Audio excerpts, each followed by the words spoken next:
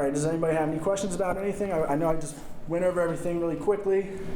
Is there any questions at all about anything on your credit report? Does anybody in here use a credit monitoring website, such as Credit Karma, or pay for a credit monitoring? Yeah?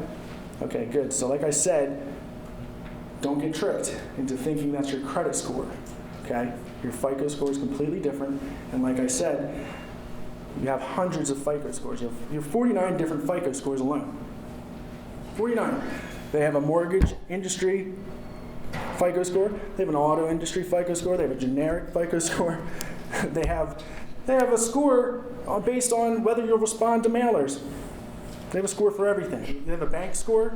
If you've ever bounced a check, somebody tried to pull out funds, NSF, non-sufficient funds, that'll hurt your bank score, which doesn't necessarily matter for your consumer credit, but if you want to apply for mortgages or your business credit, it can have a big negative impact to have a bad bank score. So like I said, there's hundreds of different scores, and anytime there's false information, yep. Why do you, say for instance, car loans, when you go and apply for an auto loan, all these banks, they all pull your credit, but all they look at is your score. Yep. None of them pay any attention to what type of credit you have or your payment history or anything like that. They're just more focused just on the score. So like my daughter, for instance, she's 19, she has one credit card that she just opened, and that's it. Her credit score is 790. She got approved, and Right. they didn't even look at her credit history. Well, they do. When they pull your credit score, all these factors that I just went over, that's factored in. That's all the math, it's the algorithm that goes into it. So whoever's pulling the score doesn't have to be that smart. They can just read, okay, this is your score, this is what we got you approved for. The computer did it. They didn't sit there and calculate your credit score. They didn't go over it. The computer does it right away. So, and like I just said, so for those different types of scores, different things are weighed differently. So for an auto industry score, when you go to apply for an auto loan, they weigh heavily on previous auto payments. So if you never had one, yeah, you have a little bit worse score, but that's okay. So you said she's 19 and she has a 790? 19, she just opened a Discover card and a Kohl's card. She's had it for maybe 6 months. Her credit score is well over 700 and something. Right. And she got approved for a 4% loan by herself.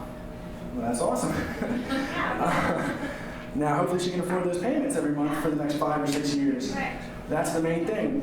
People will go, and when you go to a car dealership, and I've experienced it, and I've been with clients at the car dealership, not too often, I don't go with everybody, but I've gone, and they just want you to buy the brand new cars, okay? My friend, he wanted to buy a $10,000 car. Well, he ended up getting a brand new Toyota Camry. They talked him into it. They were saying, well, you can't get approved for this. It has to be a 2008 or newer with less than 100,000 miles. But then you have a $30,000 car loan that you're stuck with for 5 to 7 years, depending on how long you're. Do you know how much money you're going to be making next year? Do you know if you're going to have a kid next year? Do you know if you're going to lose your job next year? Do you know if you're going to get sick next year? Nobody knows these things. It's not smart to take on a huge loan like that. If you want to get a car, it's better just to get a used car. You can find one that's just at 99,000 miles just so you can get approved. But yeah, that's awesome. She has over 700. So that's a good point. So she's had it for at least 6 months, because in order to generate a FICO credit score, you have to have credit for over 6 months. Okay? Most people don't realize that. They say, all right, well, that's if you've had no credit in the past. Like she had no credit. She was 19. She just opened up those accounts this year or whatever for 6 months. Now she had a great credit score. She never missed a payment, used them, paid them off, used them, paid them off. Well, her trend for the past 6 months has been great.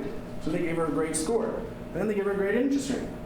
So hopefully she can continue to make those payments. And right. Well, for federal student loans, they pretty much approve anybody for the certain amount per year.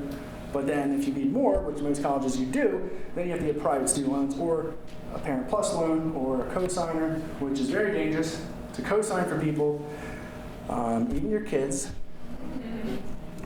because if they don't pay for the debt, then you have to. And if you don't pay for it, it destroys your credit and their credit. or your brother, or your cousin, or your friend.